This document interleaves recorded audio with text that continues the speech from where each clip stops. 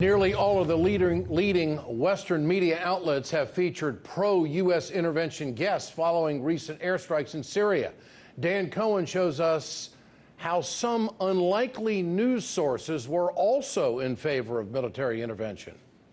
A pro-war editorial line may not be surprising for mainstream media outlets, and indeed, none of the top 100 U.S. newspapers opposed the airstrikes, and 26 were in favor of them. But Democracy Now!'s guests discussing the recent airstrikes left viewers befuddled. On April 16th, the flagship left-wing daily newscast featured Rama Kudayemi, who was outraged that the U.S. bombing the Syrian government made headlines at all. It was kind of infuriating to see this being presented as breaking news, this being presented as an apocalypse, that we're about to embark on World War III, especially as has been made clear again and again by the U.S. actions and words, is that this was something very limited, just to kind of send a message to Bashar al-Assad. Kudayemi went on to claim that the United States military has only strengthened the Syrian government. The United States has proclaimed that, it wants to see and support the Syrian people's revolution, that it wants to see freedom and democracy in Syria, but in fact has really intervened in ways that have strengthened the regime.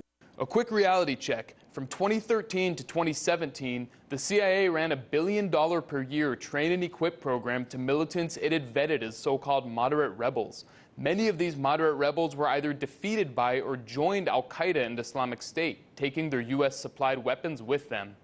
3 days after Kudayemi's appearance, Democracy Now! Hosted Mozam Beg, a former Guantanamo prison detainee. Beg, with the permission of the British intelligence agency MI5, assisted opposition fighters in their war in Syria.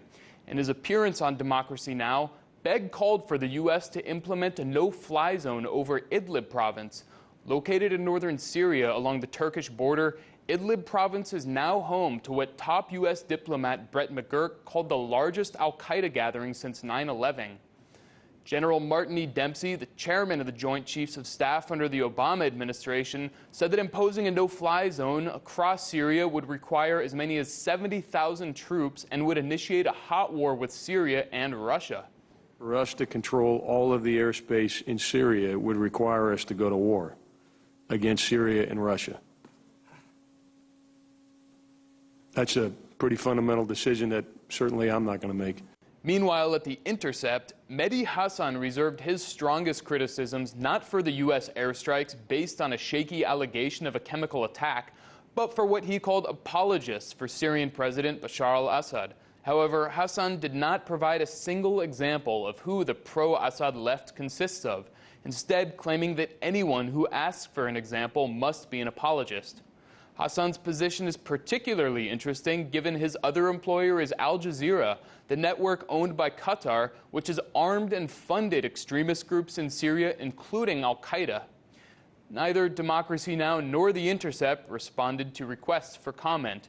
In Washington, Dan Cohen, RT.